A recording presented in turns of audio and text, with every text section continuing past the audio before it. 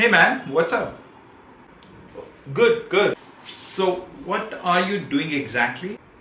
Can't you see I'm installing a brand new firewall? Okay, I'm sorry, I don't want to disturb you, but hope you're installing the right firewall.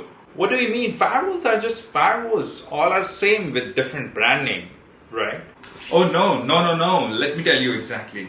You see, the basic purpose of firewall is to block any unwanted traffic. However, based on the size of your network and number of the branch offices, you might need a different flavors of a firewall. UTM, that stands for Unified Threat Management. It's good for small and mid-sized business. It provides IPS, antivirus, anti-malware, VPN, web filtering, DLP in a single box. Second, we have next generation firewall.